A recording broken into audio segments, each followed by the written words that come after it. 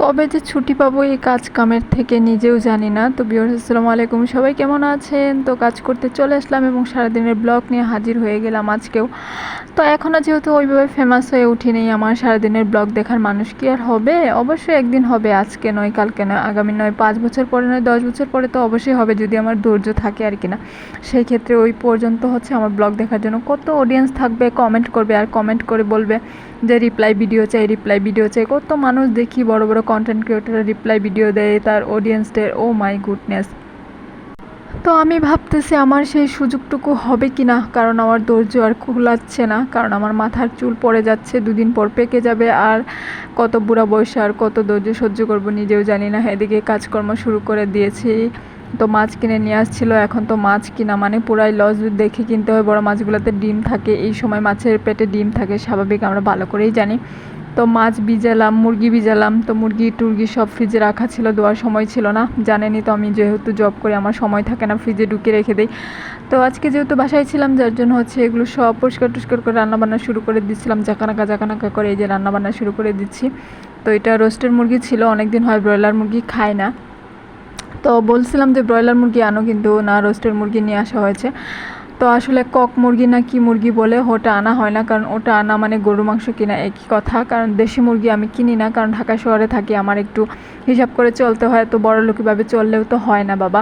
বাড়িতে গেলে কত দেশি মুরগি খায়, যেদিন যে কয়দিন থাকি ওই কয়দিন দেশি মুরগি খেয়ে আসি। তো কি হয়েছে, বছরে 2-3 বার বাড়িতে যাই তখন দেশি মুরগি খাই, তাই বলে ঢাকায় আসছি বলে কি দেশি মুরগি খেতে হবে এমন কোনো কথা আছে না ভাই। তো হিসাব করে চলতে হবে, যেহেতু আমি হিসাবই, আমি কিপটা না, আমি একটু হিসাব, এটা আমি নিজেও স্বীকার করি। আমার ভাই ভালো করেই জানে, আমার ফ্যামিলির মানুষ হোক সবাই, মানে সবাই জানে আমি যে একটু কেমন টাইপের। আমি সব সময় চিন্তা করি এই এই জিনিসটা কিনবো না, কিন্তু বাই ড্রেস জুতার ক্ষেত্রে আমি কিপটামিও করি না, হিসাবেও করি না। ওইটা মানে দেখে শুনে কিনবো, মানে কিপটামি বলতে কি ওইটার মধ্যে আরেকটা অন্য হিসাব থাকে। যেমন ব্র্যান্ডের জিনিসগুলো যে আমি ইউজ করি তখন কি হয়, মানে ব্র্যান্ড না, ব্র্যান্ড বলছি দেখে যে বলবেন যে ও মা গো মা ব্র্যান্ডের কথা উল্লেখ করতেছে, আসলে সেরকম না বিষয়টা। ব্র্যান্ডের জিনিস সবাই পড়তে পছন্দ করে, স্বাভাবিক। তো ব্র্যান্ডের জিনিস আমি কখন কিনি, তো আমি বেসিক্যালি ব্র্যান্ডের জিনিসগুলোই ইউজ করি। তো ব্র্যান্ডের জিনিসগুলো আমি কখন কিনি, যখন তারা ডিসকাউন্ট দেয় তখন। তো অনেক সময় অনেক কিছু অকেশনের সময়, অ্যানিভার্সারি অনেক কিছু অকেশন থাকে, ওগুলোর সময় ডিসকাউন্ট দিয়ে থাকে, তখন আমি চট করে কিনে ফেলি। তখন আমার কাছে টাকা না থাকলে আমি দাঁড় করে হলেও ড্রেস জুতা যে কোনো অফার চলে আমি কিনে রাখি, কারণ ওইটা আমি যখন টাকা থাকে না তখন যদি আমি কারো থেকে টাকা ম্যানেজ করে কিনে রাখতে পারি তখন আমার অনেক দিন চলে যায়, তো তখন আমার কিনতে হয় না। তো ব্র্যান্ডের জিনিসগুলো এভাবে পড়তে হয়। আমরা তো ভাই কোটি কোটি হয়ে উঠি নাই যে আমাদের ব্র্যান্ডের জিনিস 6,000 টাকা 5,000 টাকার ড্রেস আমরা কিনে পরবো। তো ওই এবিলিটি এখনও হয় না, যার জন্য আমি কী করি 50% ডিসকাউন্ট দিলে তখন যে ওগুলো কিনি। তো আমার মতো এরকম বুদ্ধিমানের কাজ সবাই করতে পারেন। তো আমি কী করি, ওই ব্র্যান্ডের অফারগুলো কীভাবে বুঝি, ওই ব্র্যান্ডের অফারগুলোতে পেজে আমি লাইক দিয়ে রাখি। তো অফার যখন দেয় তখন আমার চোখের সামনে চলে আসে যে এত% ডিসকাউন্ট চলতেছে। তো এর জন্য হচ্ছে এই অবস্থা।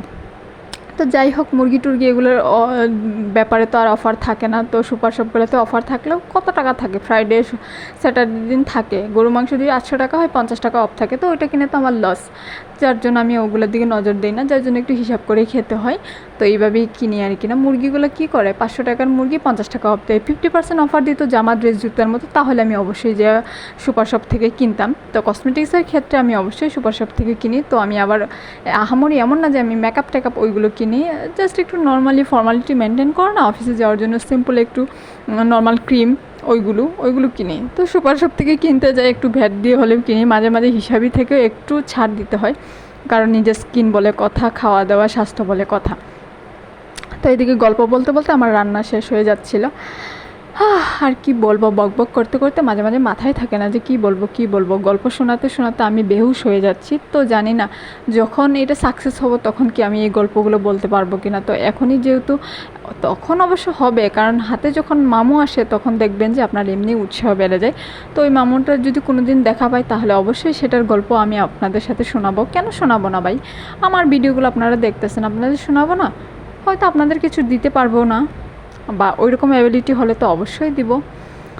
তো সেই আশা নিয়ে কাজ করতেছি। তো অনেকে ঠিক কথাই বলে যে ভালোভাবে কাজ করতে গেলে কিন্তু সফলতা খুব তাড়াতাড়ি আসে না। আসলে যদি আপনি ওইরকম হই হুল্লা পাগলামি সাগলামি করেন, দেখবেন যে আপনার ভিডিও এমনিতেই ভাইরাল, আপনার ইনকাম কালকে থেকে শুরু হয়ে গেছে। তো আমরা আসলে ওইরকম করতে পারি না।